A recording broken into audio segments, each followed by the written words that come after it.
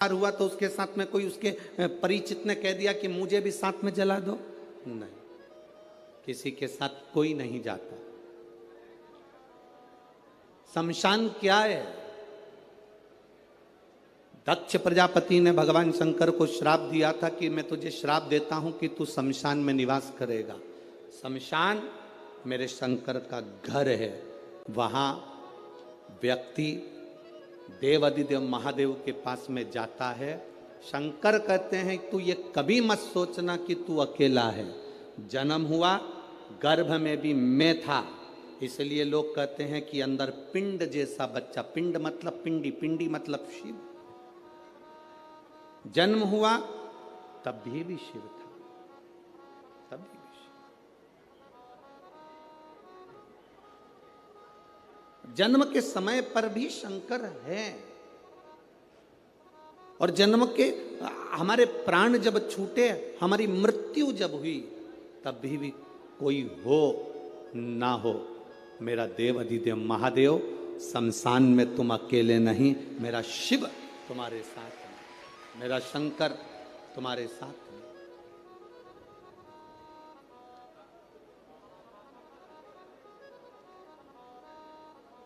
संसार में दो चीजें दो लोगों से नहीं पूछी जाती है। पूरे संसार में दो चीजें दो लोगों से नहीं पूछी जाती है। एक, स्त्री से उसकी आयु नहीं पूछी जाती है। बोलो सही है कि गलत है? संसार में दो चीजें दो लोगों से नहीं पूछी जाती है।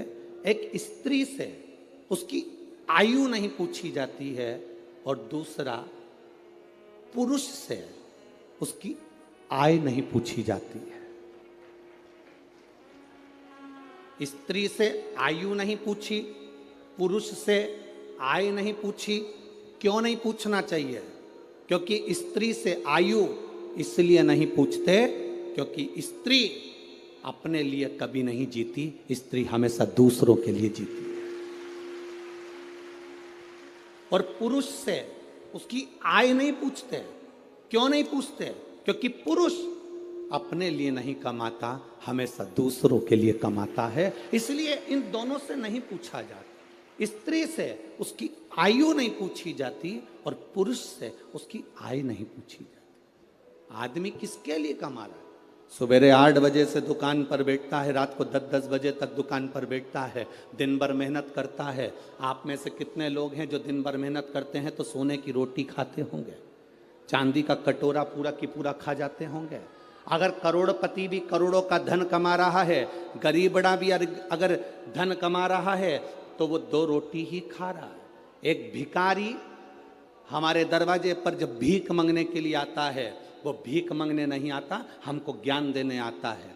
भिखारी भीख मांगने दरवाजे पर आता है तो हमको ज्ञान देने के लिए आता है। भिखारी ये कहने के लिए आता है, भैया मुझे रोटी दे दो, भैया 2 रुपया दे दो। वो रुपया लेकर, रोटी लेकर तुम्हारे दरवाजे के बाहर एकांत में बैठकर रोटी को खाता है। बोलो खाता है कि नहीं खाता? भिखारी जब दरवाजे पर आता है तो ज्ञान देने के लिए आता है, रोटी मांगता है, दरवाजे पर खाता है। दुकानदार के सामने भिखारी जब मांगने के लिए आता है तो वो ज्ञान देने के लिए आता है, दुकानदार से कहने के लिए आता है कि देख, मैं भीख मांग कर खाता हूं तो भी समय पर रोटी खाता हूं, और तू दिन भर कमाता है तो भी रोटी तेरे नसीब में नहीं आ पाती। दिन भर कमाता है तो भी रोटी तेरे नसीब में नहीं आ पाती। 10 बजे का टिफिन तैयार है, पत्नी फोन लगा रही है, सुनो भोजन का टाइम हो गया, 11 बज रही है, 11:30 बज रही है, 12 बज रही है, स्वामी भोजन कर लो, स्वामी आओ भोजन कर लो। पत्नी पति को बुला रही, बच्चे बाप को बुला रहे, पापा समय हो गया अभी तक नहीं आए, भोजन करना है, पापा आओ। भाई भाई को कह रहा है, देख फैक्ट्री बाद में चले जाना, दुकान बाद में चले जाना, चल रोटी खा पहले। पत्नी रोटी के लिए बुला रही, बच्चे रोटी के लिए बुला रहे, पर अभी बस 2 ग्राहक और कर लूं इसके बाद आता हूं, 2 फाइल और निपटा लूं इसके बाद आता हूं, 2 काम और कर लूं इसके बाद आता हूं। और हम जिस रोटी के लिए कमा रहे हैं, जिस रोटी के लिए मेहनत कर रहे हैं, जिस रोटी के लिए हम 24 घंटे लगे हैं, मालूम पड़ा वो रोटी धीरे धीरे छूटती चली गई। 10 बजे रोटी खाने वाला 12 बजे खा रहा है, 12 बजे वाला 1:30 बजे खा रहा है। फिर बीमारी हो गई शुगर की, बीमारी हो गई बीपी की। कभी डॉक्टर तुम्हारा परिचित हो तो उससे पूछना कि बीपी और शुगर कैसे होते हैं। समय पर जो भोजन नहीं करता उसको बीपी और शुगर की बीमारी होती चली जाती है। समय पर जो अपनी जिंदगी को नहीं जीता उसको बीमारियां बढ़ती चली जाती है। पूछो कभी। एक भिखारी भी हमको ज्ञान देता है कि अपनी जिंदगी में जो हमने कमाया है उस कमाई का थोड़ा सा अंश हम अपने ऊपर खर्च करें। हम कमाई का अंश, इस व्यासपीठ से कभी नहीं कहा आपसे कि आप अपने धन को किसी को दे दो, आप अपने धन को किसी को दान कर दो। हम कभी नहीं कहते इस व्यासपीठ से कि तुम तुम्हारी संपदा उठाकर किसी को दिया ना या किसी को दान करिए ना। हम इतना जरूर कहते हैं कि तुमने जो कमाया है, तुम जो कमा रहे हो उसको अपने ऊपर खर्च जरूर करना, जिससे लगे कि तुमने मेहनत कर कर कमाया तो अपने ऊपर खर्च किया। खर्च किया तुमने। स्त्री से कभी आयु नहीं पूछी जाती, पुरुष से कभी आय नहीं पूछी जाती, क्योंकि स्त्री कभी अपने लिए जिंदगी नहीं जीती।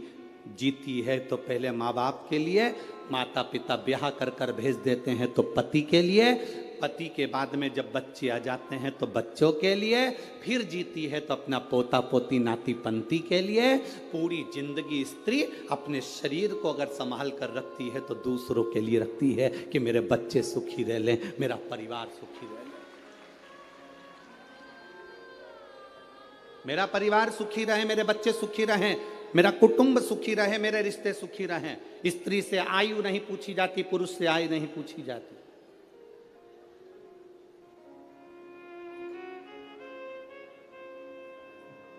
जो दूसरे के लिए जीता है उससे क्या पूछोगे,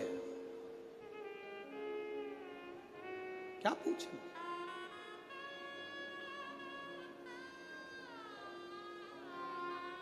शिव कथा कहती है, मेरा भोला बाबा, मेरा शंभू, मेरा त्रिकालदर्शी, कैलाशी, अविनाशी शंकर अमृत नहीं पिए हैं, विष पिया।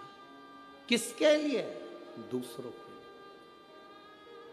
शिव जी ने चंद्र धारण करा, किसके लिए? दूसरों के लिए। शंकर भगवान ने सर्प धारण करा, किसके लिए? दूसरों के लिए।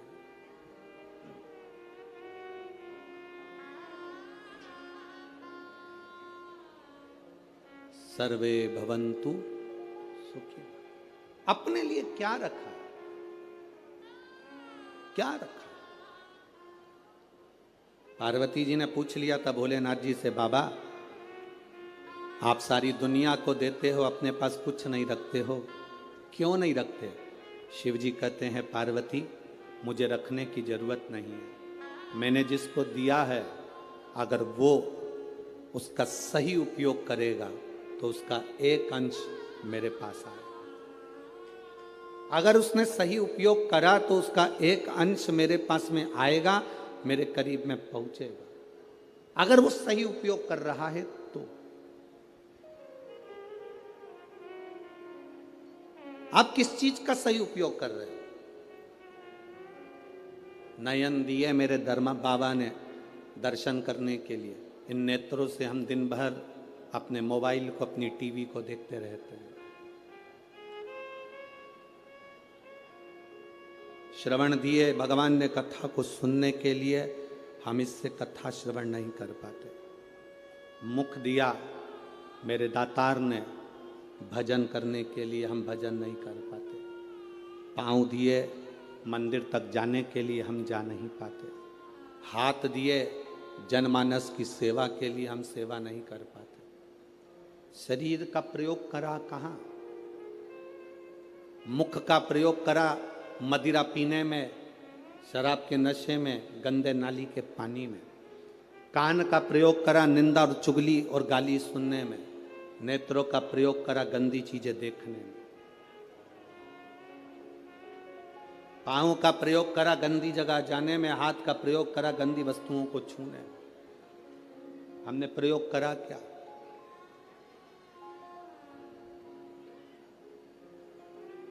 हम ले क्या पाए भगवान शिव से? शंकर के मंदिर जाना, जल का पात्र लेकर जाना, वहां से खाली पात्र लेकर मत आना। आपको पहले भी कथा में कहा, बोला था कि नहीं बोला था? शिव जी पे चढ़े हुए जल को थोड़ा सा झेल कर कलश में डालकर जरूर लेकर आना, उसका आचमन करना, घर में छींटना। शंकर के पास जाना तो कभी खाली वापिस मत आना।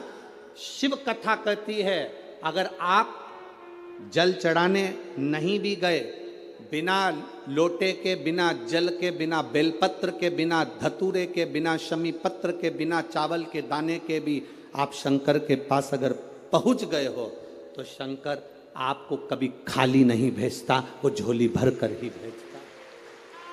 शिव भक्ति होती ही ऐसी है। शंकर भगवान की अविरल भक्ति का फल ही यही है।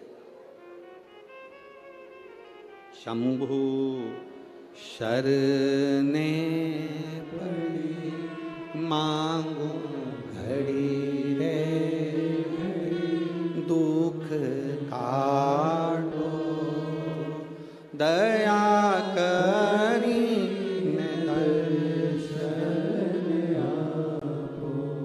शिव कथा कहती है भगवान की शरणागति के करीब में जब हम जाएं तो हम भगवान से कुछ मांगे चाहे ना मांगे, वो दिल से देता जरूर है, दिल से देता।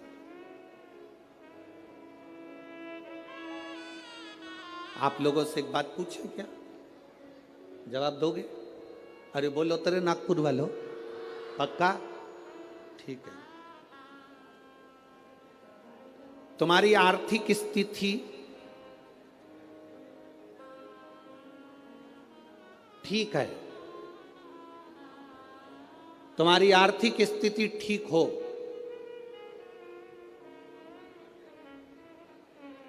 और मानसिक स्थिति ठीक नहीं हो तो आर्थिक स्थिति का कोई कारण, कोई अच्छा फल होगा क्या? जम के तो बोलो जरा। और अगर तुम्हारी आर्थिक स्थिति ठीक नहीं हो, तुम्हारे पास में धन नहीं हो, ज्यादा गाड़ी बंगला नहीं हो, और तुम्हारी मानसिक स्थिति ठीक हो तो उसका फल होगा कि नहीं होगा? होगा ना। उसका फल, यही नागपुर की कथा, आज चतुर्थ दिवस की कथा प्रत्येक मानव के जीवन में जानना चाहिए। तुम्हारे घर में धन बढ़े चाहे ना बढ़े, पर तुम्हारा मन और तुम्हारी बुद्धि, चित्त तुम्हारा अच्छा होना चाहिए, तो तुम्हारा धन अपने आप बढ़ जाए। आर्थिक स्थिति ठीक हो और मानसिक स्थिति ठीक नहीं हो तो धन का क्या करोगे? पैसा क्या खाओगे कि डनलप के गद्दे को छाती पे धर के ले जाओगे? क्या करोगे उस धन का?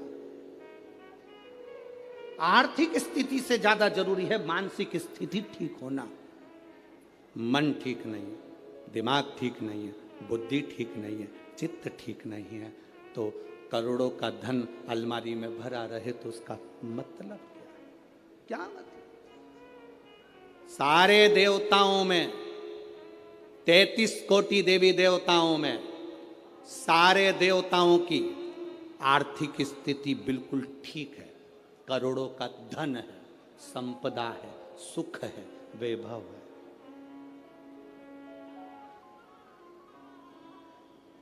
सबके पास में वैभव है, सबके पास में धन है, पर मेरे बाबा के पास में आर्थिक स्थिति भी ठीक है और मानसिक स्थिति भी ठीक है।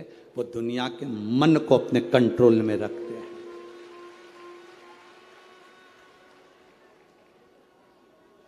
एक बार लक्ष्मी जी ने नारायण से कहा था, प्रभु आपका और हमारा झगड़ा होता रहता है, आपका और हमारा विवाद होता रहता है, आप हमारे पति, हम आपकी धर्म पत्नी और विवाद करते हैं। ब्रह्माणी ब्रह्मा जी से कहती, आप और हमारा विवाद होता रहता है, धन बढ़ गया पर घर में सुख भी तो होना चाहिए। शिव भगवान नारायण ने कहा, लक्ष्मी घर की मानसिक स्थिति ठीक करने का सबसे सुंदर तरीका है, सबसे सुंदर तरीका, लक्ष्मी शिव की आराधना करो। लक्ष्मी जी ने कहा मैं शंकर की आराधना, हाँ लक्ष्मी जी ने कहा आप कह रहे हो बिल्कुल सही है। मेरी मां, लक्ष्मी जी की मां का नाम क्या था? भगवान नारायण की सासू का नाम क्या था? ख्याति देवी। क्या नाम था? ख्याति देवी। लक्ष्मी जी की मां भगवान विष्णु जी की सासू ख्याति देवी। लक्ष्मी जी कहती हैं मेरी मां ने भी मुझे कहा था कि जब मन श्रेष्ठता में ना जाए, मन विचलित हो, मन में चिंता लगी हो, मन विचलितता में हो, तब शंकर भगवान के पार्थिव शिवलिंग का निर्माण कर कर उसकी आराधना करना। आप रोज प्रतिदिन यहां जितने लोग भी कथा सुन रहे हैं और जितने लोग आस्था चैनल पर, फेसबुक, यूट्यूब पर कथा सुन रहे हैं, बहुत कम लोग होंगे जो रोज शंकर भगवान का पार्थिव शिवलिंग बनाते होंगे और उसकी पूजन करते होंगे। बहुत कम लोग होंगे जो पार्थिव शिवलिंग का निर्माण कर कर उसका पूजन करते होंगे, बहुत कम लोग। अगर हम रोज पार्थिव शिवलिंग का निर्माण नहीं कर सकते, हम रोज भगवान शंकर के शिवलिंग का निर्माण कर कर पूजन नहीं कर सकते, तो कम से कम एक काम हम रोज कर सकते हैं, अपने घर से जल ले जाकर शंकर जी को समर्पित कर सकते हैं, जिससे बाबा हमारे हृदय की दशा को जाने।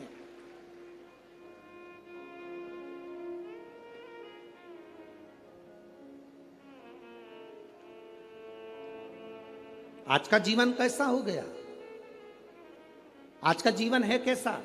जैसे सरकारी स्कूल का टीचर, सरकारी स्कूल में नौकरी करने वाला, सरकारी स्कूल में पढ़ाने वाला टीचर अपने बच्चे को पढ़ाता है प्राइवेट स्कूल में और कामना करता है भोलेनाथ जी से कि मेरे बेटे की नौकरी सरकारी स्कूल में लग जाए।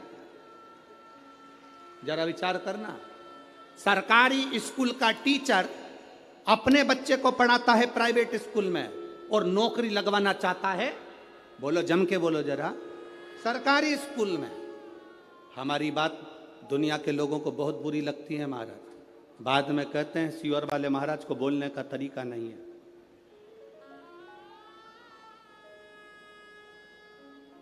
तो तुम जिस दिन तरीके पे आ जाओगे तो हम भी तरीके से बोलना प्रारंभ कर देंगे, उसमें क्या दिक्कत है, उसमें क्या टेंशन? सरकारी स्कूल में पढ़ाने वाला टीचर, सरकारी स्कूल का प्रिंसिपल, सरकारी स्कूल में पढ़ाने वाला टीचर अपने बच्चे को पढ़ाता है प्राइवेट स्कूल में और बेटे की नौकरी लगवाना चाहता है सरकारी स्कूल में।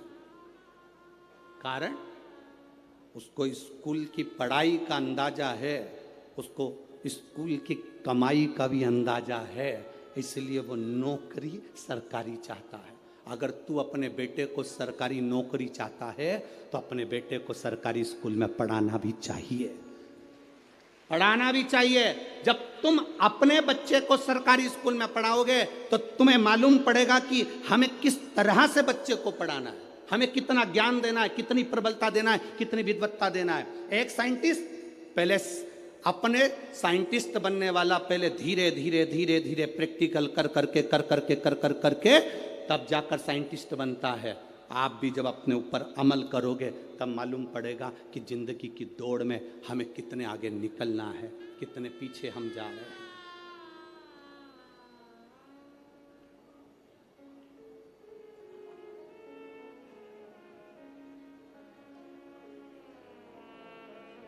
कितने पीछे जा रहे हैं।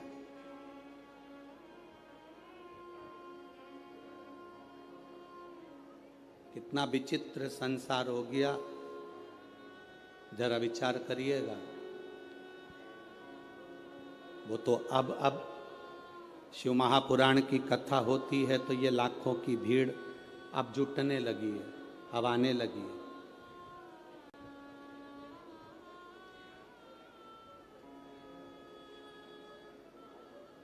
बहुत कठिन है महाराज, बहुत कठिन। भक्ति में मन लगाना भगवान की भक्ति में जुड़ना, अपने आप को शिव तत्व की ओर लेकर जाना बहुत कठिन है।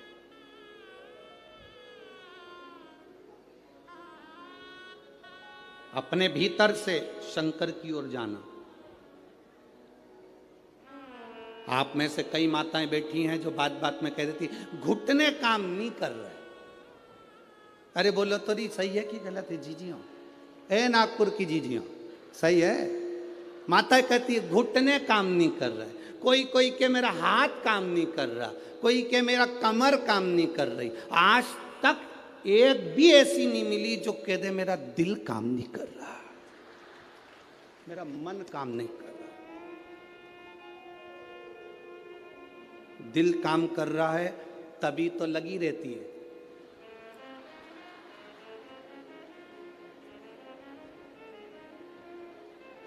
घुटना भले काम नहीं करे पर दिल,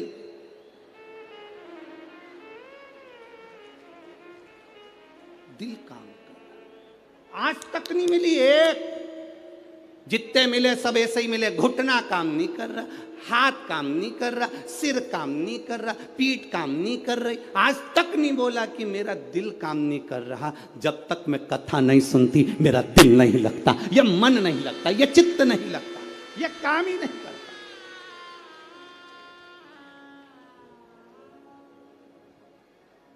ये दिल नहीं लग रहा, ये मन नहीं लग रहा।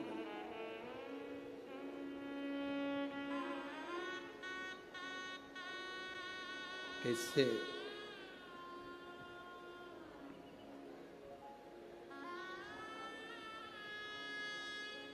भगवान शंकर की भक्ति के बिना ये मन कैसे लग जाए? कैसे लग?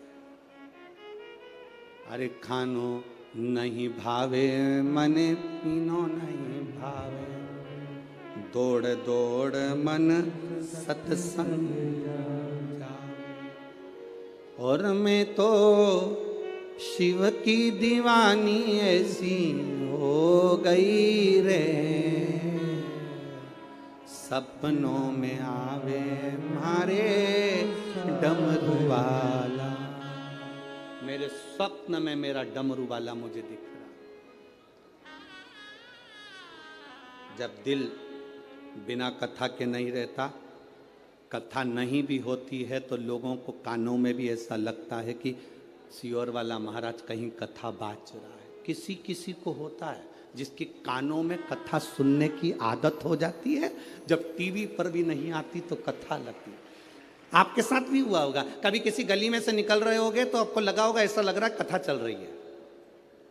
जिसको ऐसा लगे कि मुझे ऐसा लग रहा है कि कथा चल रही है, गली में से निकल कर जा रहे हो, आवाज आ गई, ट्रेन में सफर कर रहे हो, बस में सफर कर रहे हो, तुम्हें आवाज आ गई, तुम्हें ऐसा लगे कि कथा चल रही है, समझ लेना तुम्हारा दिल भोलेनाथ से लग गया। अब मानता नहीं है, ये चित्त लगता ही नहीं, शिव में समाहित हो।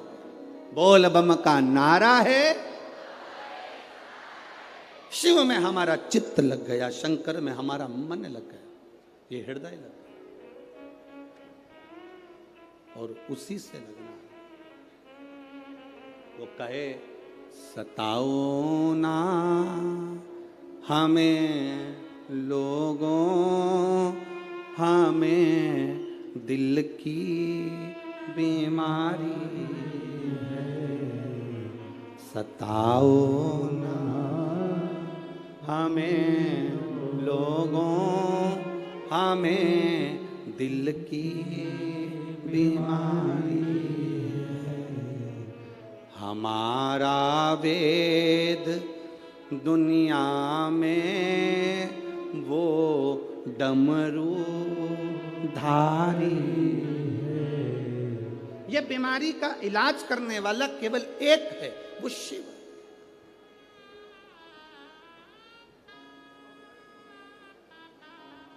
अभी अभी इससे पहले जो कथा हुई थी छत्तीसगढ़ की, सुनी थी? अरे बोलो तो।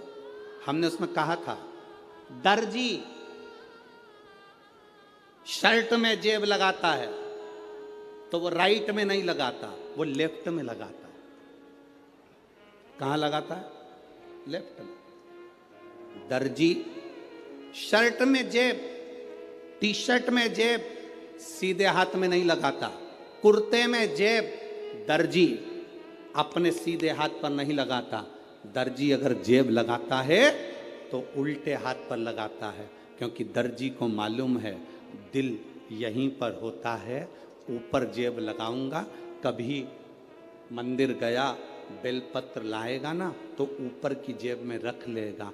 ये बेलपत्र नहीं, शंकर दिल के करीब होना चाहिए, हृदय के करीब होना चाहिए। ये शिव दिल के करीब हो, हमारे हृदय के करीब हो हमारा शंकर, हमारा ओघड़ी दयालु दातार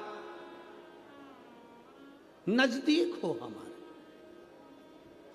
अभी कई लोग, अभी कल कथा यहाँ पर सवेरे, आज की कथा तो ये 2 से 5 है, कल टीवी पर भी 2 से 5 आएगी, पर यहाँ पंडाल में जो कथा रहेगी वो सवेरे 8 बजे से 11 बजे तक रहेगी। अब जो अहमदाबाद की कथा थी वो परमिशन ना मिलने के कारण बस कैंसिल हो गई, तो अब कथा होगी 3 नवंबर से 9 नवंबर तक ब्रज में,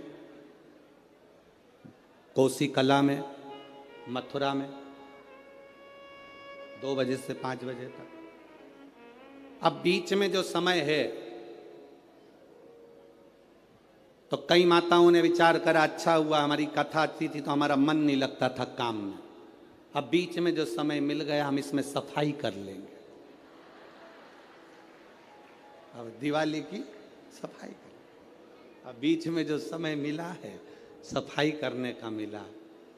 बस आपसे निवेदन है, जैसे घर की सफाई करोगे तो लक्ष्मी आएगी, दिल की सफाई रखना तो महादेव जल्दी से प्रवेश करेगा।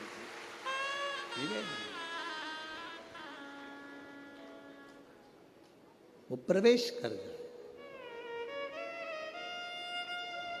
रीझता है वो। जैसे विजयदशमी के दिन समर्पित की गई शमी का एक पत्ता, महादेव को अगर एक शमी का पत्ता विजयदशमी के दिन समर्पित कर दिया जाता है तो जिंदगी में कभी बेभव और धन की कमी नहीं आती। उसी तरह इस हृदय को शिव तत्व में समाहित कर कर रखना, समाहित। एक कथा आप लोगों ने सुनी होगी, महर्षि वर्तंतु।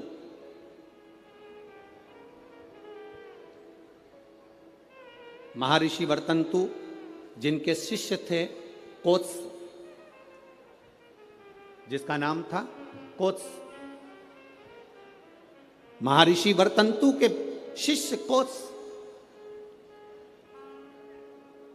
बड़े आज्ञाकारी थे कोत्स, और वर्तंतु जो कह देते थे, महर्षि वर्तंतु जो बोलते थे वो कोत्स वो सुनता था। महर्षि वर्तंतु का एक काम बड़ा प्रबल था, वो कोत्स से हमेशा कहते थे कि पार्थिव लिंग का निर्माण करो, मैं पूजन करने आ रहा हूं। पार्थिव लिंग का निर्माण करो, मैं पूजन करने। ये वर्तंतु ऋषि, महर्षि वर्तंतु कोत्स से कह देते। अब कोत्स का कार्य यह था कि वो रोज एक पार्थिव शिवलिंग का निर्माण करता और अपने गुरु जी को आवाज लगाता, गुरुदेव गुरुदेव, गुरुजी पधारो, गुरुजी पधारो, आवाज लगाता। वर्तंतु महर्षि आते और पूजन करने बैठ जाते। बहुत सावधानी से स्मरण करना इस कथा का, बहुत सावधानी। अब पूजन करने वर्तंतु महर्षि बैठ जाते।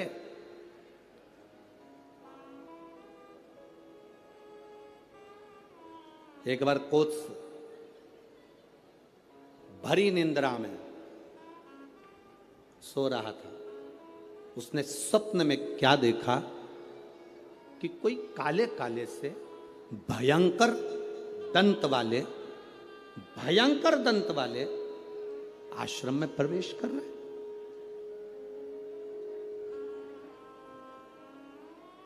अब भयंकर दंत वाले आश्रम में प्रवेश कर, आप जरा विचार करिएगा, ऋषि के आश्रम में संत के दरवाजे पर, गुरु के दरवाजे पर कोई भयंकर जीव तो आ ही नहीं सकता, क्योंकि गुरु इतना भजन करा होता है कि सन्यासी गुरु संत साधु सन्यासी तपस्वी साधक उपासक इतना तप करे होते हैं कि ये यम के दूत उनके पास पहुंचते ना।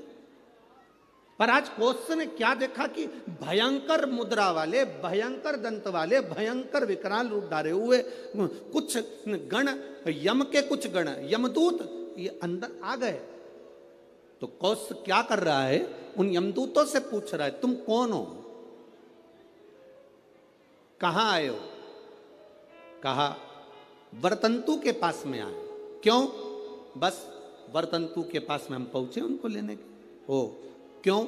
उनको लेने के लिए तो बैकुंठ से पार्षद आना थे, उनको लेने के लिए तो बैकुंठ से विमान आना था, तो तुम उनको लेने कैसे पहुंच गए? उन्होंने तो शंकर की आराधना करी है, उन्होंने तो शिव की आराधना करी है। यमदूतों ने बड़ी सुंदर बात कही, वो आपकी भी बुद्धि में बैठना चाहिए। यहां जितने लोग कथा सुन रहे हैं और जितने आस्था चैनल पर फेसबुक पे सुन रहे हैं, आपकी बुद्धि में कौश की और वर्तंतु की चरित्र आपके जीवन में उतरना चाहिए। इन्होंने तो शंकर की आराधना करी है, शिव की भक्ति करी है। यमदूत कहते हैं हम इनको शंकर के दरवाजे तक लेकर जाएंगे, आधा समय ये शिव के द्वार पर रहेंगे और आधा समय हमारे साथ में रहेंगे। कारण क्यों? कहा ऋषिवर गुरुवर जब पूजन करने बैठते थे तो आधा कार्य वो अपने शिष्य से करवा लेते थे। बेटा फूल लेके आना, बेटा आसन बिछाना, बेटा ये सामान लेकर आना, बेटा वो सामान लेकर आना। एक स्त्री एक पुरुष स्वयं, आप अगर ठाकुर जी से सेवा करने बैठे हो, भगवान से लाड लड़ाने बैठे हो, भगवान की पूजन करने बैठे हो, भगवान की आराधना करने बैठे हो, तो अपनी पूजन की थाली स्वयं लगाइए। पशुपति व्रत करने वाली माताएं ध्यान रखेंगी इस बात के लिए। पशुपति व्रत की नियम, पशुपति व्रत करने वाली माताओं का नियम क्या है? कई माता कहती है हमने 2 बार व्रत कर लिया, भगवान हमारी नहीं सुना, हमने ये कर लिया, भगवान हमारी नहीं सुना। आप आए नहीं, सुबह हो गई, मेरी पूजा की थाली धरी की धरी रह गई। क्यों? उसका कारण क्या था? मतलब मेरी पूजा में कोई ना कोई कमी निश्चित। आपने पशुपति व्रत करा, भगवान क्यों ना सुने? क्यों नहीं सुने? कारण क्या है? थाली पूजन की लगा रहे हो, देवरानी का व्रत है, जेठानी सामान निकाल के दे रही है, देवरानी का व्रत है, जेठानी आटा सेक रही है सीरा बनाने के लिए, हलवा बनाने के लिए, जेठानी का व्रत है, देवरानी दूध में उकाल कर खीर बना रही है। व्रत तुम्हारा, साधना तुम्हारी, मांग तुम रहे हो। शिव महापुराण की कथा कहती है हिचकी चली, क्या बोलते हैं, हिचकी की डुचकी है, हिचकी। अब तुमको चल रही हिचकी, तुम अपनी पड़ोसन से जेठानी से कह दे मेरे बत्तल का हिचकी ले ले, ले हिचकी लेगी जेठानी? सिर तुम्हारा दुख रहा, गोली निकाल के जेठानी को दे दो, खा ले। वो पूछे क्यों? मेरा सिर दुख रहा है। हो सकता है? जम के बोलो। छींक तुम्हें आ रही, छींक तुम्हें आ रही और तुम अपनी देवरानी से कहो छींक छींक जल्दी छींक। हो सकता है? नहीं। छींक तुम्हारी है, तुमको छींकना पड़ेगी। खांसी तुम्हारी है, तुम्हें खांसना पड़ेगा। शरीर में कष्ट तुम्हारे है, दवाई तुम्हें खाना पड़ेगी। उसी तरह व्रत तुम्हारा है, तैयारी तुम्हें करना पड़ेगी।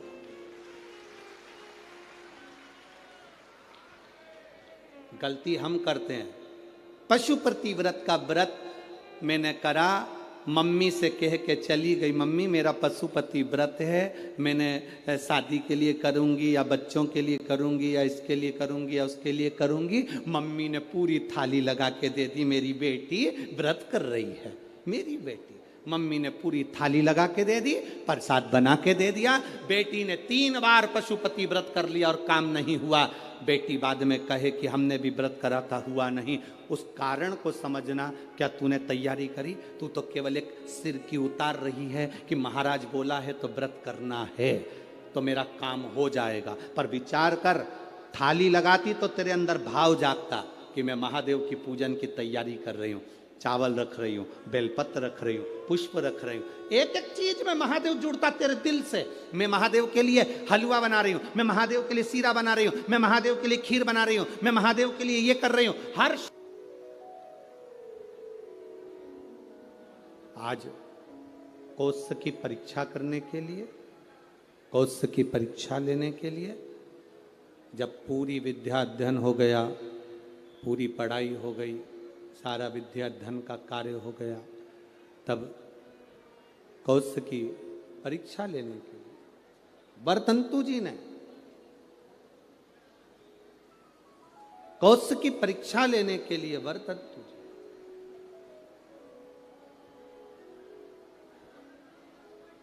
एक बात अपने शिष्य कौश के सामने कही। कौश, तुमने मुझसे विद्या अध्ययन करी है, अब देखिए शंकर का पार्थिव शिवलिंग बनाकर गुरु को दे देना और गुरु उसकी पूजन करना, उसका फल देखिए कितना विचित्र, उसका फल कितना विचित्र है।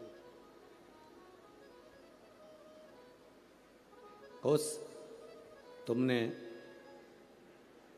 पार्थिव शिवलिंग का निर्माण करा और निर्माण करने के बाद में तुम मुझे उस शिवलिंग को दे देते हो। तुम कहते हो कि मुझे यम के दूत लेने आए थे, पर वो कहीं ना कहीं उस क्रम में कहीं ना कहीं वो मुझे लेने के लिए आए, परंतु उस भोग को मुझे भोगना, शिव तत्व को भी जाना है और यमलोक को भी जाना। कौशल, अब मैं आपसे इतना सा कहना चाहूं, वर्तंतु ने कहा कौश, तुमने मुझसे विद्या अध्ययन करी है, आज विद्या अध्ययन के फल स्वरूप मेरी जो दक्षिणा बनती है वो मुझे दीजिए। गुरुवर, क्या दूं मैं आपको, बोलिए। शिव कृपा देखिएगा कितनी प्रबल होती। केवल पार्थिव शिवलिंग का निर्माण कर देना, पूजन कोई करे कर रहा है, अपने क्षेत्र में, अपनी कॉलोनी में, अपनी सोसाइटी में, अपने एरिया में कहीं शंकर का मंदिर बन रहा है, शंकर का शिवालय बन रहा है, बन सके आप उसमें सहयोग प्रदान करना, नहीं बन सके तो किसी की टांग मत खींचना कि ये मंदिर क्यों बनवा, ये शिवालय का निर्माण क्यों कर रहे हो, शिवालय क्यों बनवा रहे हो। केवल शंकर भगवान के पार्थिव लिंग का निर्माण करने वाले उस कोष पर शिव कृपा कैसी होती है, वो कथा यहां वर्णन कर रहे। वर्तंतु जी ने कहा, वर्तंतु का, अब वर्तंतु ने कहा कोष, एक कोष, मैंने जो तुमको विद्या अध्ययन कराया उसकी दक्षिणा। कोष ने कहा, गुरुवर, ये पूरा जीवन आपके लिए है, ये पूरी जिंदगी आपके लिए, आप बताइए क्या दे सकता हूं, क्या प्रदान करूं मैं, आप बोलिए। कोष, तूने मुझसे विद्या अध्ययन करी है, 14 करोड़ सोने की मुद्रा, मेरी विद्या अध्ययन जो तूने करी उसके फल स्वरूप तुझे देना पड़ेगा। कितनी करोड़? 14 करोड़।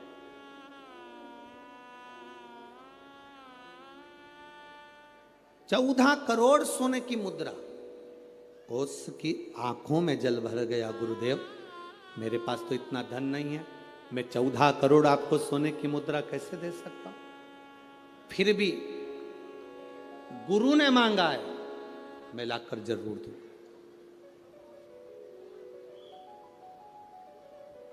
अब गुरु क्यों मांगे हैं ये तो गुरु ही जान सकते हैं। गुरु जो कृपा करते हैं वो दुनिया में कोई नहीं कर सकता।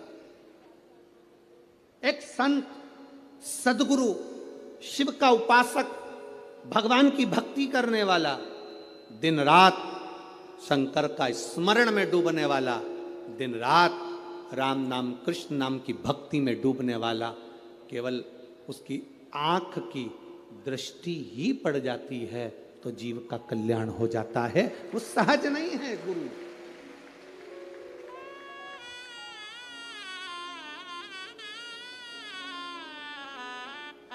एक गुरु पूर्णिमा पर एक भजन हम हमेशा स्मरण में लेकर आते हैं। ऐसी प्रेम भिक्षा रे गुरु ने मंगाई, ऐसी प्रेम भिक्षा रे गुरु ने मंगाई, गुरु ने मंगाई, सतगुरु ने मंगाई, गुरु ने मंगाई, सतगुरु ने मंगाई। ये गुरु क्या कृपा करता है ये किसी को नहीं मालूम पड़ता। एक चेला, उसकी बहन की शादी, गुरुजी से करा, गुरुजी मेरी बहन की शादी है, मैं जाऊं? जा। गुरुजी मेरी बहन की शादी है। गुरुजी ने कहा जा। गुरुजी मेरी बहन की शादी है। गुरुजी ने कहा जा। अब चेला जाने लगा तो गुरुजी ने कहा देख वो सामने एक झोले में अनार रखे हैं, ले जा। चेले को इतना गुस्सा आया, करोड़ों का धन गुरुजी के पास, क्या छाती पे बांध के मरेगा? इतना बड़ा मठ, इतना बड़ा मंदिर, इतनी प्रॉपर्टी, सारी दुकानें, सब कुछ। गुरुजी ने कहा वो अनार रखे हैं झोले में, ले जा। ठीक है। चेला कुछ नहीं बोला, अनार लेकर चले गए। रास्ते में जाते जाते चेला जंगल में पहुंचा। वहां के नगर का जो राजा था वो बीमार पड़ गया। नगर के राजा बीमार पड़ा तो उसको जो दवाई देना थी वो अनार के रस में देना थी। पूरे मार्केट में देखा तो अनार नहीं मिला, वृक्षों पर अनार नहीं मिला। सैनिक ढूंढते ढूंढते जंगल में पहुंच गए, इसके झोले में अनार मिला। इसने इनसे अनार मांगे, उसने कहा नहीं ये मेरे गुरुजी ने दिया है मेरी बहन की शादी के लिए, मैं नहीं दे सकता। जबरदस्ती अनार लिए, उसको बंदी बनाकर राजा के महल में ले गए। राजा को दवाई दी, राजा ठीक हो गए। राजा ने कहा अनार कहाँ से आए? ये लड़का है ना, ये बालक, इसके पास से। बेटा तुम्हारे पास अनार कहाँ से आए? मेरे गुरुजी ने दिए थे, मेरी बहन की शादी में जा रहा हूं, मेरे गुरु ने दिया। बेटा अनार तो हमने खा लिया, अब एक काम करो, तुम्हारे अनार से मेरे प्राण बचे, तुम चिंता मत करो। राजा ने अपने मंत्रियों को बुलाकर कहा कि इसकी बहन की शादी एक राज कन्या की शादी जैसी होना चाहिए, राजकुमारी की शादी जैसा होना चाहिए, जाओ करो। राजकुमारी की जो शादी होती है इसकी बहन की शादी वैसी होना चाहिए। राशि ठाट से बहन की शादी करी जाए। अंबार, पीतांबर, रतन, माणिक, मोती, सोना, चांदी, हीरा, पन्ना सब लगाया गया, सब प्रदान किया। गुरु कभी भी लोगों को लगता है गुरुजी के पास इतना है तो गुरुजी हमको क्यों नहीं दे रहे? गुरु नहीं देगा।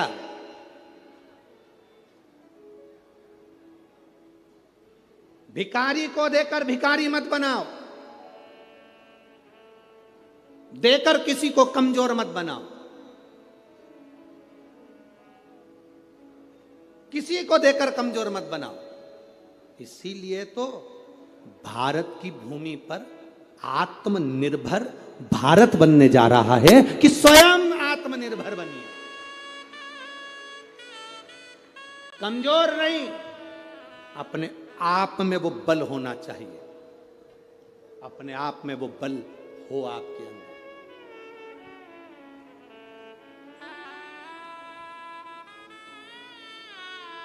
आज प्रेस वार्ता थी, मीडिया के एक बंधु ने एक प्रश्न किया कि कल आपने व्यासपीठ से कह दिया कि शास्त्र और शस्त्र उठाना चाहिए, आपने तो ये गलत कहा। हमने कहा आत्मरक्षा के लिए, स्वयं की रक्षा के लिए, धर्म की रक्षा के लिए और सनातन धर्म की रक्षा के लिए वो बहुत जरूरी हो गया है।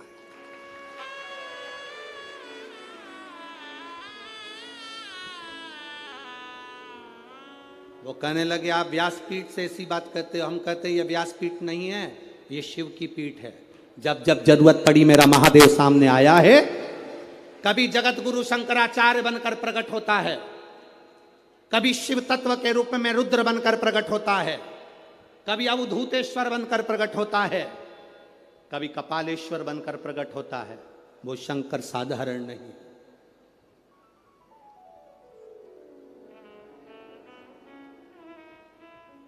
शास्त्र की जरूरत जहां शास्त्र की है वहां शास्त्र की हो, जहां शस्त्र की हो वहां शस्त्र की। क्यों ना दे? आप अपनी भक्ति के बल को तो बढ़ाओ। गुरु अपने हाथ से अपनी झोली में से धन निकालकर 50,000, 1 लाख, 2 लाख, 5,000, 2,000 गुरु कभी नहीं देगा। गुरु आपको अगर धन दे देगा तो फिर गुरु किसी काम का नहीं। गुरु अगर देगा तो ऐसा समान, ऐसी कृपा, ऐसी दृष्टि गुरु दे देता है जिससे जिंदगी में तुझे किसी के आगे हाथ ना फैलाना पड़े। वो गुरु देता। किसी के आगे हाथ ना फैलाना पड़े वो गुरु कहता है। आज तक इस व्यासपीठ से आपको कभी भभूति दी? अरे बोलो जम के। कोई बेल दी, कोई नारियल दिया, कोई सामान दिया? नहीं। इस व्यासपीठ से केवल एक बात कही कि शंकर के मंदिर जाना, 1 लोटा जल चढ़ाना, उसके दरवाजे जाते रहोगे वो तुमको छोड़ेगा नहीं और तुम्हारी जिंदगी को सार्थक कर देगा। बिना भभूति, बिना बेल, बिना नारियल के भी ये दुनिया के पत्र ये भरे पड़े हुए हैं और इससे दुगने ये नीचे रख, उससे दुगने।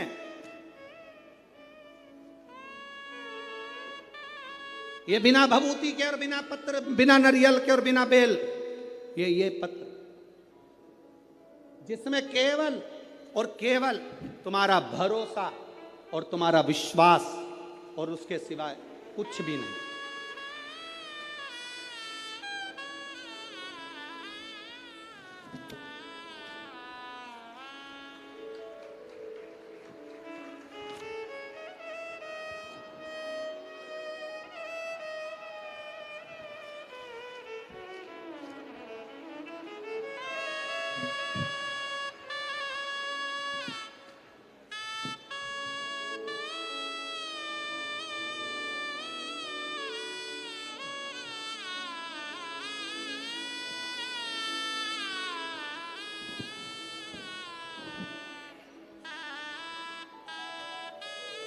अब इसमें है क्या? जिसके मन में संशय हो यहां से पूरे पत्र उठाकर ले जाओ, पूरी सभा में बांट दो। इस कथा के मंडप में इसमें मोबाइल नंबर भी है, इसमें एड्रेस भी है और उसका नाम भी है जिसको मेरे बाबा ने बिना भभूति, बिना बेल और बिना नारियल के प्रदान कर दिया। सब भरा है, मोबाइल नंबर, एड्रेस सब मिलेगा। जाओ पूछो क्या दिया महादेव ने? सारी समस्या का हल 1 लोटा जल। शिव क्या प्रदान करे? शंकर क्या दिए हैं ये शिव जाने। शंकर क्या प्रदान करे ये शंकर जाने। अरे खाली ना जाता कोई दर से तुम्हारे, खाली न जाता कोई दर से तुम्हारे, अरे मैं भी खड़ा हूँ बाहें पसारे। मेरी जीजियों, दिल से अगर आपने सुना है ना, वो 3 महीना भी नहीं लगाएगा, 15 दिन में झोली भर देता है। अगर दिल से सुनी है शिव महापुराण की कथा, केवल छल कपट और हृदय में कहीं बेर भाव रखकर, कपट रखकर अगर सुनी है, तो उसका प्रमाण भी वो दे देता है। दिल से सुनी वो दिल से देता है, खाली नहीं छोड़ता। मेरा महादेव, मेरा शिव, लोग कहते हैं गुरुजी शिव महापुराण में ऐसा क्या है, हम कहते हैं एच चूने से लिखा रहता है तो उसको हेलीपैड कहते हैं। हेलीपैड को देखकर हेलीकॉप्टर उतर जाता है, शिव महापुराण को देखकर मेरा महादेव उतर जाता है। ये वो हेलीपैड है। क्या देगा वो उसके ऊपर है। सीहोर वाला महाराज तो कल कथा पूरी कर देगा, 11 बजे कथा विराम कर कर 1 बजे यहाँ से सीहोर के लिए निकल जाएगा। पर आपने जो दिल से सुना है, उससे निवेदन करा, बाबा मेरे दुख काटना, क्या देगा? कोई तंत्र नहीं, कोई मंत्र नहीं, कोई दिखावा नहीं। आपका 1 लोटा जल विश्वास के साथ आप जब महादेव को चढ़ाते हो, शंकर के दरवाजे तक जाते हो, शिव की चौखट तक जाते हो, तब बाबा भी जान जाता है कि ये मेरे करीब में आया है। बाप है वो, बाप, जगत का बाप, जगत का बाप है वो।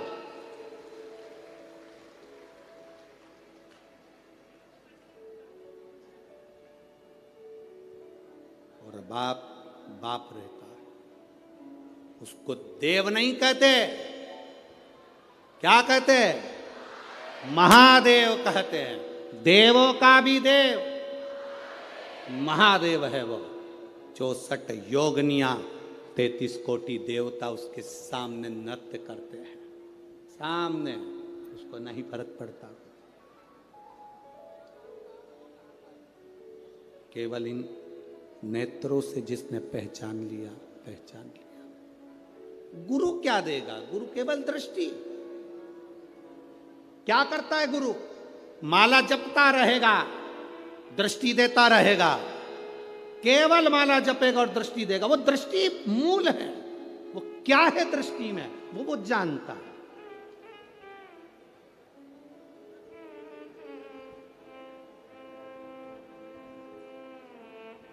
क्या देगा?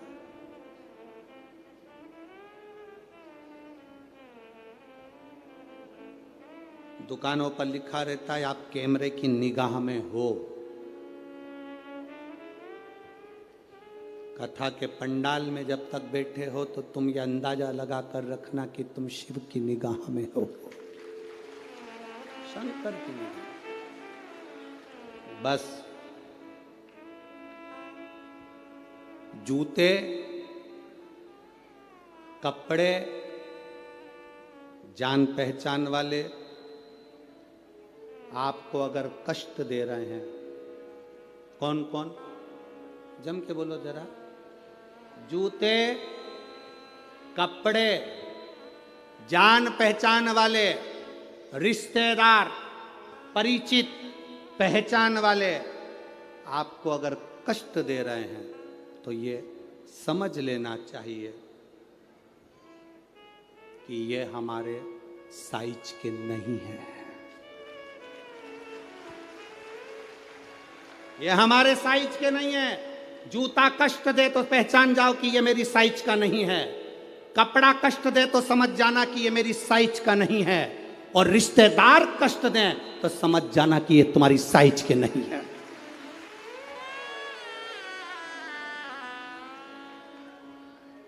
साइज देखिएगा कि ये गलत साइज का कपड़ा पहन लिया है आपने, गलत साइज का, गलत साइज का जूता पहन लिया है आपने, ये साइज के नहीं है। गलत लोगों से संबंध कर लिया आपने, ये साइज के नहीं है। जूता, कपड़ा और रिश्ते नाते पहचान वाले अगर कष्ट दे रहे हैं, पहचानना ये तुम्हारी साइज के नहीं है। तुम जिस साइज के हो ना, भले तुम्हारा पेट्रोल पंप नहीं है, भले तुम्हारे पास 4 व्हीलर गाड़ी नहीं है, पर तुम्हारा दिल बड़ा है, वैसा होना चाहिए। साइज पहचानिएगा। धन से साइज की पहचान नहीं होती। धन से कोई साइज की पहचान नहीं होती। संपदा से, कुर्सी से, पद से, प्रतिष्ठा से साइज की पहचान नहीं है, दिल से होती है, हृदय से।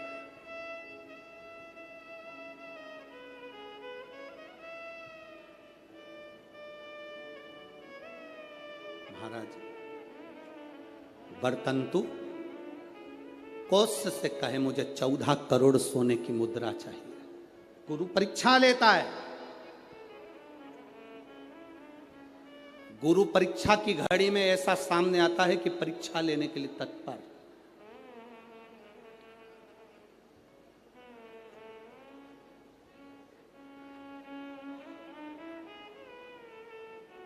ली परीक्षा, 14 करोड़ सोने की मुद्रा, कौश गया तुरंत राजा रघु के पास में। राजा रघु से कहा, महाराज 14 करोड़ सोने की मुद्रा मेरे गुरु जी को देना है, मैं ब्राह्मण का बालक हूं, आप दे दो। राजा रघु ने कहा, 14 करोड़ सोने की मुद्रा देने के लिए मना नहीं, पर मैंने अभी यज्ञ करा था, उस यज्ञ में मैंने सोने की मुद्रा सब संतों को, ब्राह्मण जन को बांटी है। मेरे पास में इतनी मुद्रा नहीं, थोड़ी बहुत निकल जाएगी, 1 करोड़ दे दूंगा, 14 करोड़ कहाँ से लाऊं? राजा रघु ने कहा, पर ब्राह्मण मेरे दरवाजे से खाली ना जा, रुकिए, मैं इंद्र पर आक्रमण करता हूं। गुरु गुरु है, इंद्र पर आक्रमण करता हूं। राजा रघु ने इंद्र पर सेना तैयार कर कर आक्रमण करना प्रारंभ करा। इंद्र का सिंहासन डोलने लगा। इंद्र दौड़ते दौड़ते भगवान ब्रह्मदेव के पास में गए। राजा रघु इंद्र पर आक्रमण कर रहे हैं, इंद्र लोक पर आ रहे हैं, क्या करा जाए? एक बच्चे को 14 करोड़ सोने की मुद्रा चाहिए, गुरु ने मांगी है, इसीलिए लेकर जा रहा है। उसको 14 करोड़ स्वर्ण मुद्रा, हाँ 14 करोड़, हाँ क्या करें? इंद्र से कहा, राजा रघु यहां पर आए स्वर्ण मुद्रा लेने के लिए, आप कुबेर को बुलाओ और कुबेर से कहो कि तू जाकर 14 करोड़ सोने की मुद्रा दे दे। कुबेर को बुलाया। कुबेर शमी का एक पत्ता तोड़ा। शमी का एक पत्ता कुबेर ने तोड़ा और पृथ्वी पर आकर शमी के पत्ते को तोड़कर कोस को दे दिया। कोस, ये शमी का पत्ता ले। कोस ने कहा, मुझे 14 करोड़ स्वर्ण मुद्रा चाहिए, ये पत्ते का क्या करूंगा? 14 करोड़ मुझे स्वर्ण मुद्रा चाहिए, इस पत्ते का क्या करूंगा? तब कुबेर ने जो पत्ता दिया और कोस से कहा कि यह बर्तन तू महर्षि को ले जाकर दे देना, वह महर्षि समझ जाएंगे इस पत्ते में क्या है। बर्तन तू महर्षि के पास में एक शमी का पत्ता ले जाकर कोस ने दिया। कोस ने जैसे ही दिया, बर्तंतु ने उस पत्ते को अपने सिर से लगा लिया और जान गया ये मेरे महादेव का शमी का पत्र है। एक पत्ते में 14 करोड़ सोने की मुद्रा का फल होता है। 14 करोड़ सोने की मुद्रा का फल एक शमी के पत्ते में होता है। तुरंत बर्तंतु महर्षि ने शंकर की आराधना कर कर शिव जी से हाथ जोड़कर प्रार्थना करी, बाबा प्रकट हो। देवादिदेव महादेव प्रकट होकर कहते हैं, बर्तंतु मांगो तुम्हें क्या चाहिए? बर्तंतु कहते हैं, बाबा शरदीय नवरात्रि पूर्ण होने पर जो विजयदशमी आए, उस दशमी के दिन जो एक शमी का पत्र भूलवश भी महादेव को समर्पित कर दे, उसकी जिंदगी में कभी संपदा की कमी ना आए। एक शमी का पत्र, एक शमी का पत्ता 14 करोड़ सोने की मुद्रा से प्रबल हो जाता है। एक शमी का पत्र। आज भी कई जगह पर विजयदशमी के दिन, कई स्थानों पर विजयदशमी के दिन शमी के पत्ते का लेन देन होता है। शमी के यहाँ होता है कि नहीं होता हमको स्मरण नहीं है, महाराष्ट्र में तो, पर कई जगह पर होता है। यहाँ पर भी शमी का जो पत्र होता है विजयदशमी के दिन लोग देकर उसको प्रणाम करते हैं, माता पिता को नमन करते हैं। क्यों? आप अपने बच्चे हो, आपसे पूछेंगे, आपकी औलाद आपसे पूछेगी, आपके आने वाली पीढ़ी आपसे पूछेगी, माँ ये कौन सा नाटक बनाकर रखा है तुम लोगों ने? शमी का पत्ता दे, शमी का पत्ता ले, मिलने जाओ तो शमी का पत्ता। शमी का पत्ता क्यों लिया दिया जाता है? बच्चे पूछेंगे। आज की पीढ़ी बहुत प्रश्न करती है, उसको उत्तर देना पड़ेगा कि एक पत्ते में 14 करोड़ स्वर्ण मुद्रा का फल होता है। एक शमी के पत्र में आज के बच्चे जो प्रश्न करेंगे उसका उत्तर देने के लिए तुम्हें तैयार रहना पड़ेगा। उस उत्तर को तुम्हें देना पड़ेगा कि ये शमी का पत्र विजयदशमी पर क्यों लेन देन किया जाता है, शमी का पत्र क्यों शिव के मंदिर में जाता है, शमी के पत्र की मूलता क्यों होती है, इसको समझाना। एक शमी पत्र में वो फल है। और केवल यही नहीं, शमी के वृक्ष के नीचे, बेलपत्री के वृक्ष के नीचे अगर भूल से भी बच्चा, बूढ़ा, कोई व्यक्ति एक पार्थिव शिवलिंग का निर्माण कर लेता है, भूलवश भी उस पे जल समर्पित कर देता है, भूलवश भी उसके भाव से पुष्प या शमी पत्र या बेलपत्र भी चढ़ा देता है, तो वो इस संसार में कहीं ना कहीं सुख भोगता ही है, उसके जीवन में दुख नहीं। शमी पत्र की मूलता, शमी पत्र की मूलता क्यों कहते हैं?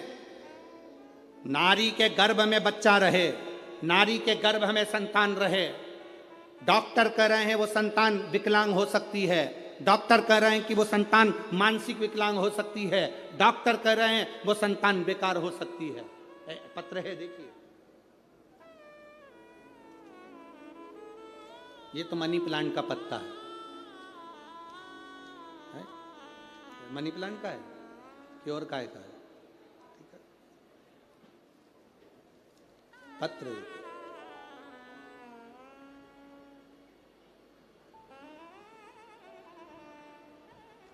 मेरा नाम निशा श्रीवास, भवानी नगर, पारड़ी, नागपुर। मोबाइल नंबर ये है। कहीं बैठी हैं? आप ही हैं? हाथ हिलाइए एक बार। गुरुदेव, ले आओ बच्चे को, ले आओ, ले आओ। गुरुदेव, शादी 2014 में हुई थी। शादी के बाद कोई संतान का सुख नहीं हुआ। टेस्ट भी करवाया तो भी बच्चा नहीं हुआ। डॉक्टर के हिसाब से संतान के सुख का कोई क्रम नहीं दिखा। सारी जगह घूम कर आए पर औलाद नहीं हुई। खूब गोदियां भरवाई पर औलाद नहीं हुई। गुरुदेव, परिवार के किसी व्यक्ति के कहने पर बाबा का पशुपति व्रत किया और बाबा के पशुपति व्रत के साथ में सफेद आंकड़े की जड़ का प्रयोग किया। बाबा ने कृपा करी। 2014 के बाद पहली बार गर्भ ठहरा। अब 14 से अंदाजा लगाओ, 23 चल रहा है, लगभग 10 वर्ष के करीब में अगर संतान का सुख हो। गुरुदेव, संतान गर्भ नहीं ठहरा। फिर सीहोर गए, बाबा कुबेरेश्वर महादेव को प्रणाम करा, वहाँ का कंकर उठा कर लिया आए, उसी को पूजन करते, बाबा से प्रार्थना करते। वापिस से सफेद आंकड़े की जड़ को हमने बदला, फिर बदला। बाबा की कृपा से गर्भ ठहर गया। डॉक्टर ने तो कहा था कि तुम्हारे गर्भ में बच्चा नहीं, कोई पत्थरी हो गई है। जांच में फिर गठान हो गई। गठान से जांच करते करते डॉक्टर ने कहा कि तुम्हारे गर्भ में बच्चा है पर यह पूर्ण तरह से स्वस्थ नहीं है, इस बच्चे को गिरा देना चाहिए, इस बच्चे को निकाल देना चाहिए, यह बच्चा ठीक नहीं है, यह बच्चा श्रेष्ठ नहीं है। 10 वर्ष के बाद जिसकी गोद भरी हो गुरुदेव, वो बच्चा कैसे गिरा दे? हमने भी बाबा से प्रार्थना करी और बाबा से प्रार्थना कर कर आपने एक शमी पत्र का वर्णन किया था। वो शमी के पत्ते को हमने बाबा को समर्पित करा।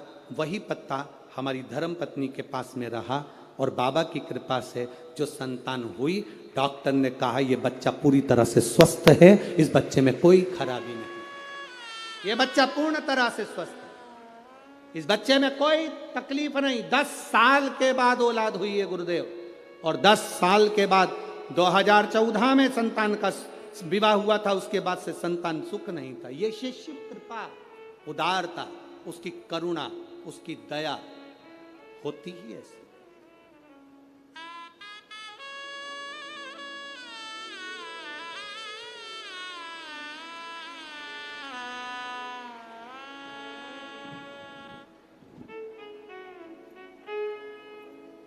शंभू देख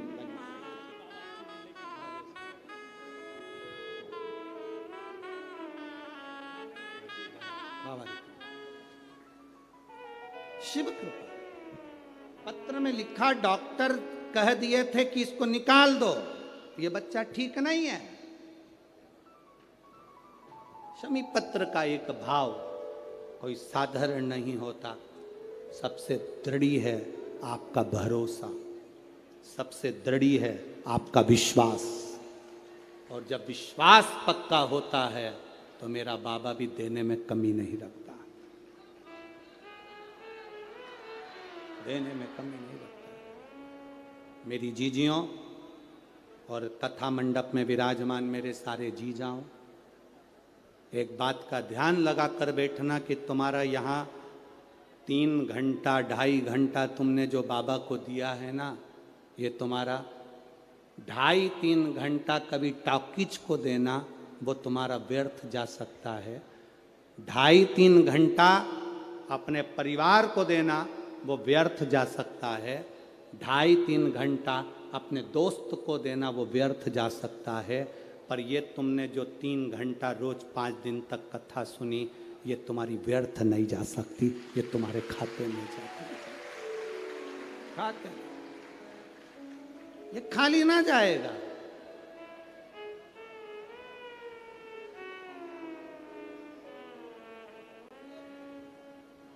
मुझे तेरा ही सहारा है, मेरे भोले बाबा। कब से खड़े हैं झोली पसार, क्यों ना सुने तू मेरी पुकार। कब से खड़े हैं, सब बोलिए, क्यों ना सुने तू मेरी पुकार। मुझे तेरा ही सहारा है, मेरे भोले बाबा। मुझे तेरा ही सहारा है, मेरे भोले बाबा। मैंने तुम्हें ही पुकारा है, शमशान वासी हमारा। ओ भोला सब दुख काटो हमारा, ओ भोला सब दुख काटो हमारा। शिव कथा कह रही है महाराज। वर्तंतु ने एक शमी पत्र से जीवन का एक आनंद बता दिया। आप भी प्रयास करो, विजयदशमी के दिन एक शमी पत्र बाबा देवादिदेव महादेव को समर्पित करो। भगवान शंकर को शमी पत्र, बेलपत्र सुख देने वाले। जैसे तारकासुर को मारने के लिए भगवान षडानंद कार्तिकेय प्रकट होते हैं, गंगा जी के जल से 6 रूप बालक प्रकट। कृतिकाओं ने उसका पालन पोषण किया, 6 को 1 कर दिया, उसका नाम कार्तिकेय हो गया। कार्तिकेय बाबा ने तारकासुर का संहार किया। तारकासुर को मारा। एक बात बहुत अच्छे से अपने अंदर उतार कर रखिएगा,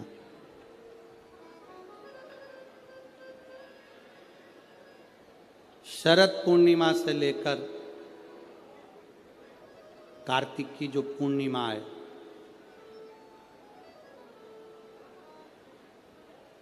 उस बीच में कार्तिक महीने की जब शिवरात्रि आए या प्रदोष व्रत आए, थोड़ा ध्यान देना। ये उन लोगों के लिए है जो 1 रुपये कमाते हैं, सवाया खर्च होता है, घर में जिनके संपदा जुड़ती नहीं, बीमारियों में पैसा ज़्यादा जाता हो, या कहीं ना कहीं तकलीफें अपनी ज़िंदगी में आती है, उसके लिए शिव आराधना कार्तिक महीने की थोड़ा ध्यान से श्रवण करें। वैसे तो कार्तिक महीने में जो 3 नवंबर से 9 नवंबर तक ब्रज की भूमि में कोसी कला में जो शिव महापुराण की कथा है 2 बजे से 5 बजे तक, उसमें हम वर्णन करेंगे ही। गोपेश्वर गोपी शिव महापुराण की कथा में फिर भी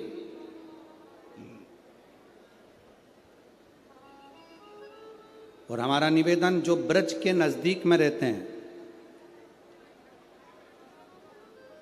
ब्रज की भूमि में कार्तिक महीने में पहली बार शिव महापुराण की कथा होने जा रही है। जो ब्रज के नजदीक में रहते हैं वो बड़े भाव से सुनने के लिए अवश्य पधारें। जो उसके नजदीक में रह रहे हैं, जिनको ब्रज रज में बैठकर सर्वेश्वर भगवान कृष्ण की रज में महेश्वर भगवान शंकर की कथा जिनको सुनना है वो सुनेंगे।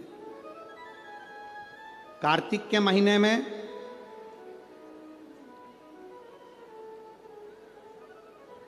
पूर्णिमा से पूर्णिमा के बीच में जो सोमवार पड़े, प्रदोष पड़े, शिवरात्रि पड़े, प्रयास करना, अगर बहुत कष्ट की जिंदगी चल रही हो तो शिवरात्रि, प्रदोष और जितने सोमवार पड़ रहे हो कार्तिक में 4-5 जो सोमवार पड़े, उसमें एक बेलपत्र अशोक सुंदरी वाली जगह पर और शमी पत्र देवादिदेव महादेव के ऊपर, ये 2 जगह पर अवश्य चढ़ा। 1 महीने में जितने सोमवार पड़ जाएं और प्रदोष पड़े और मासिक शिवरात्रि पड़े, उसमें अवश्य चढ़ा। बेलपत्र कहाँ चढ़ाना है? जम के बोलो जरा। अशोक सुंदरी की जगह पर। और शमी पत्र कहाँ चढ़ाना है? देवादिदेव महादेव के ऊपर। एक बार चढ़ाकर देखो, आपके जीवन का जो आनंद है, जो अपने हृदय की कामनाएं हैं, अपने हृदय के भाव हैं, कार्तिक का जो महीना है भगवान षडानंद कार्तिकेय जी के लिए मूल है। इस षडानंद कार्तिकेय जी ने जब तारकासुर का संहार किया था, तारकासुर को जब मार दिया था, तो 33 कोटि देवताओं ने षडानंद कार्तिकेय जी को वर प्रदान किया।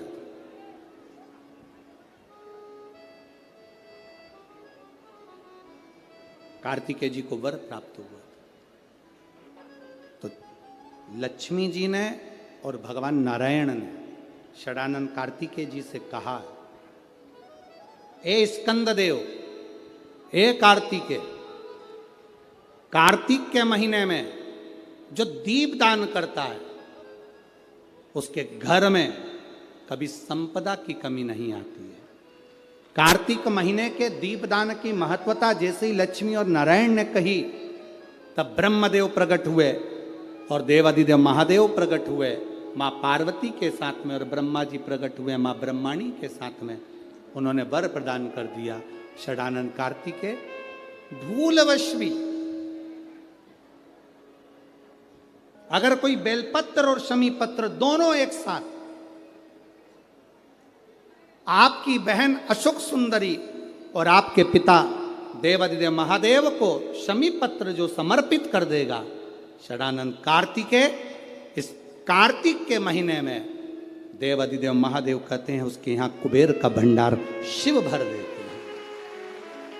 एक शमी पत्र, फिर समझिएगा, ये जो बेलपत्र है ये आप समर्पित करेंगे अशोक सुंदरी वाली जगह पर। कहाँ समर्पित करेंगे? अशोक सुंदरी की जगह पर। और शमी पत्र आप समर्पित करेंगे देवाधिदेव महादेव के ऊपर। बस इसमें एक चीज का स्मरण अपने को करना है, जब अपन अशोक सुंदरी की जगह पर बेलपत्र चढ़ाएंगे तो ये डंडी का जो मुख है ये महादेव के जो खाली स्थान है, खाली वाली जगह, उसे ओर होगा। शमी पत्र की जो डंडी का मुख है इसी की ओर, जिस ओर तुमने बेलपत्र चढ़ाया है उसी ओर शमी पत्र की भी डंडी का मुख उसी ओर होगा। जहां पर आप बेलपत्र की डंडी का मुख रख रहे हैं उसी ओर शमी पत्र की डंडी का भी मुख उसी ओर होगा। तो देवाधिदेव महादेव भगवान शंकर, माँ जगत जननी जगदम्बा, श्री ब्रह्मदेव ब्रह्माणी षडानंद कार्तिकेय को वर प्रदान कर देते। समय आता है, आगे वर्णन आया, तारकासुर के 3 पुत्र हैं, तारकाक्ष, विदुम्माली, कमलाक्ष। और ये तीनों पुत्र हैं, ये बड़े विकराल, बड़े प्रबल। इनको मालूम पड़ा कि हमारे पिताजी शांत हो गए तो पिता के शांत होने का इनने बदला नहीं लिया। इन्होंने भगवान ब्रह्मा जी की तपस्या करी, तप कर कर ब्रह्मा जी से वर मांगा, वर दीजिए। ब्रह्मदेव ने कहा क्या वर चाहिए? हमारे प्राण ना छूटे। ब्रह्मा जी ने कहा यह हो नहीं सकता कि तुम्हारे प्राण नहीं छूटेंगे, मरना तो पड़ेगा, प्राण तो छूटेंगे, तो हमें वर दो। हम तीनों मरे तो एक साथ मरे। 3 पुरियों का निर्माण कर दीजिए जिन पुरियों में हम निवास करें। 3 पुरियों का निर्माण करा, तीनों में जाकर तारकाक्ष, विदुम्माली, कमलाक्ष की तीनों निवास करें। तीनों ने निवास किया। जब तीनों निवास करने लगे, सोने की पुरी, तांबे की पुरी, लोहे की पुरी। पुरी का मतलब होता है क्षेत्र जिसके अंतर्गत वो रह रहे हैं। तीनों ने सुंदर सुंदर महल का निर्माण किया, तीनों ने। और सुंदर महल का निर्माण कर कर तीनों जब रहने लगे, हाहाकार मच गया। तीनों ने विचार कर लिया कि अपन तीनों कभी नहीं मिलेंगे एक जगह पर, कभी एकत्रित नहीं होंगे। यह हमको सीखने की बात है। शिव महापुराण की कथा बहुत कुछ सिखाती है हमको। जब भी तीर्थ करने जाओ, पूरा घर का व्यक्ति एक साथ मत जाओ, ये शिव पुराण सिखाती है। किसी नदी में स्नान करने जाओ, घर का पूरा व्यक्ति एक साथ मत जाओ, घर में किसी का न किसी का रहना जरूरी है। ये शिव पुराण सिखाती है हमको। षडानंद कार्तिकेय चले गए, तारकासुर के तीनों बेटों ने उपद्रव मचाया। जो उपद्रव मचाया, देवताओं ने भगवान शिव से प्रार्थना करी। भगवान शंकर ने जाकर 3 पुरियों को भस्म कर दिया। 3 पुरियों को जैसे ही भस्म करा, शंकर जी का नाम त्रिपुरारी हो गया। भगवान शंकर जब त्रिपुरारी बन गए, आगे वर्णन आया, शंकर जी से प्रार्थना करी, बाबा इन तीनों का संहार करिए। देव अधिदेव महादेव ने देवताओं से कहा कि तुम सब पशु बन जाओ और मैं तुम्हारा पति बन जाता हूं। भगवान एक बड़े नंदी का रूप धारण कर लिए और भगवान शिव ने एक बड़े नंदी का रूप धारण कर कर देवताओं से कहा तुम पशु बनो। देवता पशु बनकर भागने लगे, भगवान शंकर पीछे पीछे उनके भागने लगे। देवताओं से भगवान शंकर ने कहा पशु बनकर जाना, तीनों पुरियों में प्रवेश कर जाना, तीनों पुरियों के राजाओं को एक जगह इकट्ठा कर लेना, मैं उनका संहार कर दूंगा। तीनों पुरियों के राजा एक जगह एकत्रित हो गए। शंकर भगवान बड़े नंदी का रूप लेकर उनको मारने के लिए सींग से पछाड़ने लगे। जैसे तारकाक्ष विदुम्माली को पछाड़ा, नीचे से कमलाक्ष की निकल गया। उसने फरसा उठाकर शंकर भगवान का सिर काट दिया। बड़े नंदी का रूप देवादिदेव महादेव लिए थे। जैसे ही पशु भगवान पशुपति बनकर जो गए थे, उनका जो सिर कटा वो नेपाल में जाकर गिर गया, धड़ केदार में जाकर गिर गया तो केदारेश्वर हो गए, और शीश गिरा नेपाल में तो पशुपति नाथ, भगवान शिव पशुपति नाथ। शंकर जी ने देखा कि ऐसे मरने वाले नहीं हैं। शिव जी अपने असली स्वरूप में आ गए। हाथ में त्रिशूल लेकर देवादिदेव महादेव ने तारकाक्ष विदुम्माली को मारा। पीछे से कमलाक्ष फिर आया। शंकर भगवान ने उसी त्रिशूल के पीछे के नोक से कमलाक्षकी को मार दिया। तीनों के प्राण छूट गए। देवताओं ने पुष्पों की वृष्टि कर दी। चारों तरफ आनंद की अनुभूति हो गई। बोल पशुपतिनाथ भगवान की। हर हर महा